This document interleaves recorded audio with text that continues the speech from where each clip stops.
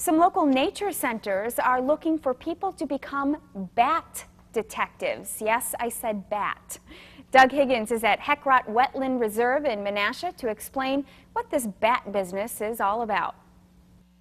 Now, if you're a fan of bats, or maybe just curious about them, you might want to help on some bat sightings. We're at the Heckrot Wetlands Preserve right here. Tracy Koenig joins me. And Tracy, you're actually looking for volunteers to spot bats. How do you actually go about spotting bats? They kind of fly fast and they're usually out at night. That's true, but the thing that's really cool about bats is that they have echolocation, which we can pick up with an acoustic monitor, like this one. And this is called an anabat, and this is actually the equipment that we use. Okay. This microphone on the top picks there. up the acoustic signal that comes from the bats, changes it into an electrical signal that we can actually see.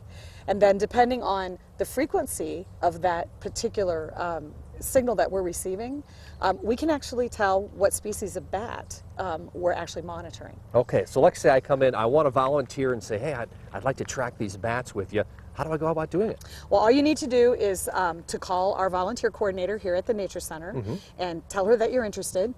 We're really interested in having adults and families with children 10 and over to come and help us. The reason they need to be a little older is that monitoring is done after sunset, and it lasts about an hour to an hour and a half. So it's late at night, so it's not a really good thing for little children to do. Understand. All right, let's just pretend right now like we're trying to track bats right now. Do we have to stand still? No, we have to move. You have to move because bats fly, and if you stand in one place, it could be the same bat that you're counting as you swing by. So there's a transect set up within the reserve that we walk every time we do a monitoring run. It takes about an hour on this property to do that. And so basically, you hold the equipment so that it's vertical because the bats are above us, not in front of us. And then we just walk down the trail. You don't have to run, you can move pretty slow. And the thing that's really fun, it became a really nice social event for all of us that got used to it because the bats don't care if we talk.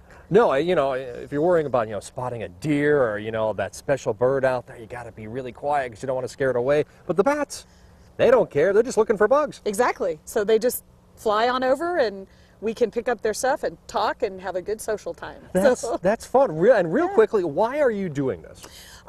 We do not have a good baseline population number for bats in Wisconsin. And with a fungal disease called white nose fungus that is coming toward Wisconsin, it's a very serious, nearly fatal disease. So we need to know how many bats we have now, so that if and when the disease arrives here, we know what its effect on the bat populations are. And then our baseline data can be used to help create a recovery program so that after everything has gone through, we've lost a lot of bats, we can design a program to help recuperate that number.